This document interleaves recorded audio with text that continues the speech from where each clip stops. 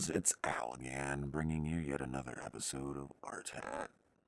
Meet Stella and Howie, a couple of characters from the novel Chemistry by C.L. Lynch. This video will finish off our Stella Blunt fan art kick. Yeah, for now, anyway. There could be more later. The program you see me doing the line work in here is different from usual. This is called Fire Alpaca. I was going for a simple graphical sort of look with these pieces, and Fire Alpaca is pretty good for that. It's a fairly pared down program. They have a pen brush that has a forced in and out. The pressure still allows you to make smaller and thicker lines, but the overall in and outs are controlled by an algorithm in the program. So, less freedom, but a cleaner look if you aren't terribly skilled with a nice steady hand with your line work yet. Anyway, onward to our main topic of the evening, character art.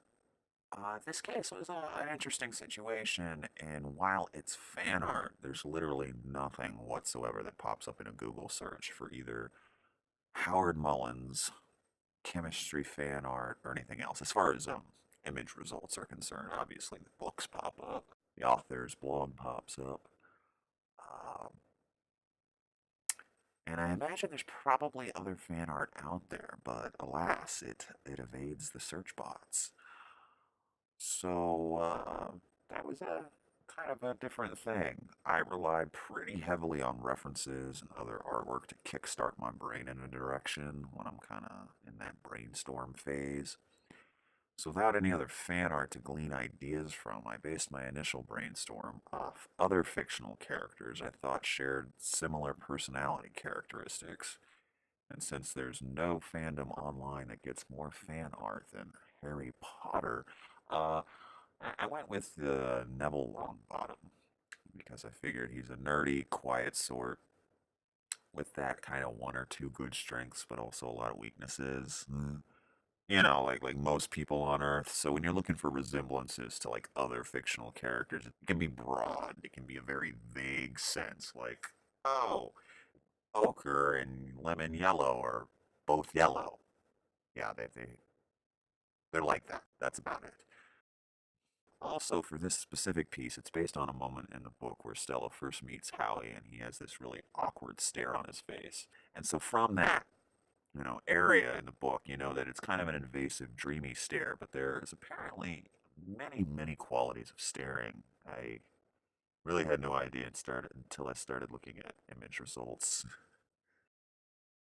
Alright, so for Stella, I looked around for a good fight pose first, since the chainsaw scene was like, oh hell yeah, we're doing that.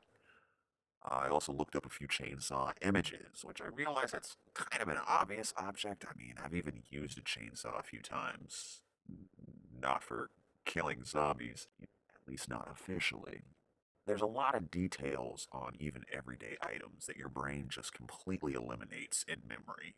That's just the way your brain condenses information.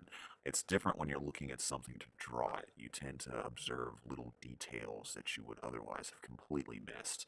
So it's always good to look up a couple of images for that. I ended up with a much chunkier design for the chainsaw, and that was actually a compositional decision because it just was easier to make it square and not have a long triangular line leading to absolutely nowhere. It was an afterthought after I had already positioned her. This is what Google spits out when you search chubby. I can feel the backlash coming. No, actually, in the book, it's well established that Stella is a girl with some girth. Although, like most teenagers, she's not really as chubby as she thinks she is. And really, in this drawing, you can't really tell that much, except that if you compare her to little scrawny Howie, you'll see that the lines, especially in the upper arm and thighs, are much rounder to kind of give that attribute to the character. And then the next thing to really look up for character drawing is clothing. Stella is a very aggressive personality, and from that, I just, she's got to like punk at least a little bit, right? I kind of wanted to give her that punk look with the bracelets. and to some extent, the plaid kind of goes into that. And she also does kung fu. It's a very practical sort of thing. Good pair of boots and jeans. Howie, his dress is pretty much described in the book. We know he's wearing khakis, but he was also born in the late 50s, so would have gone to school in the 60s. And back then, khakis and a pullover or button down was pretty much the standard. You just kind of wore that to school because that's what you did. Like, look up a couple pictures of dress clothes, and boom, there you go. Onward to color palettes. You can see I tried picking out colors from the get-go here, just kind of mushing some things together to see how they look. An easy way to make sure your colors go is to have one very saturated color, and then everything that's a contrast to that color is grayed out. With Howie here, blue was his color because I wanted a nice, cool color for him. So then the reds and the yellows are more gray. Also, he has blue eyes, so that's why blue was the easy choice to pick as saturation. Stella was going to go with more of a red, so likewise, any green or blue would be a little bit more gray. I had done an earlier version of this sketch, which I wasn't entirely in love with. Plus, for the character graphics, I knew it needed to be a little bit brighter. So I just started over picking the color palette first, peeled back several layers from that version to start this version. These colors also aren't set in stone by any means. You're just kind of getting your broad strokes down. And so we're 8 minutes in. I think it's time for that dog slash music break. Today's music is Quinn's Song by Kevin MacLeod. This is a guy who's been on the internet for, well, more than a decade at this point. He is the king of all royalty-free short film music soundtracks, the holy father of film students of the last decade.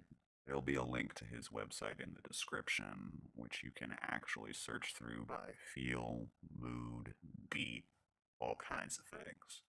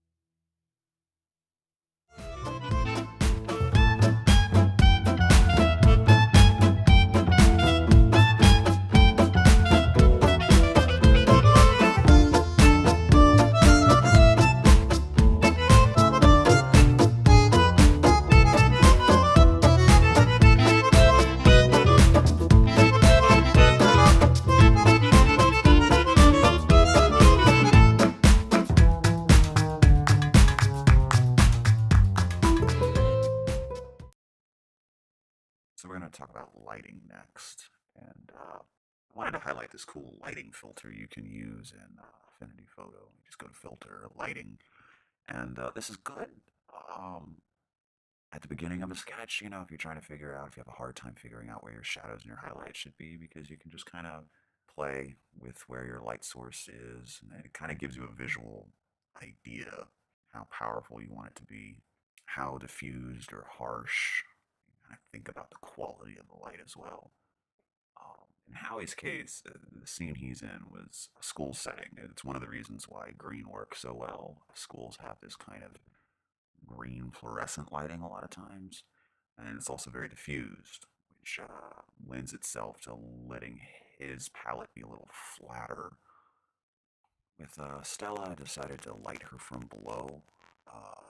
The idea of the chainsaw is from a fight scene, so the idea was that a lamp got knocked off a table and was throwing these shadows upwards to kind of give it an unnerving sort of feel, which you see flips the eyeshadow from above, from your brow ridge to below, from your cheekbones. And then there's the task of tying them together. Since these are graphics rather than illustrations, and easy ways to just give them the same outline and egg-shaped background. But even here, you do still have some choices. You'll notice that Howie is contained within his egg, whereas Stella is breaking out of it. And you know me, I love NYX plugins, so I gave a similar gradient to both of them using a bifilter. And it's just a simple cropping out and plopping the two together. Left her character graphic just a little larger to give her a slight bit more visual weight, which I think works for the character duo. And so that brings us to the end. If you like this video, make sure to hit like and share, because it'll make me really happy. If you want to get more videos, make sure to hit that subscribe button. And if you've taken a real liking to my work, you can check out my Redbubble account where you can buy my merch and help me continue to buy groceries. Yummy, yummy groceries. Join the Hatter Army and you can get some free stickers. There's a link below in the description that will give you details on that. Ciao.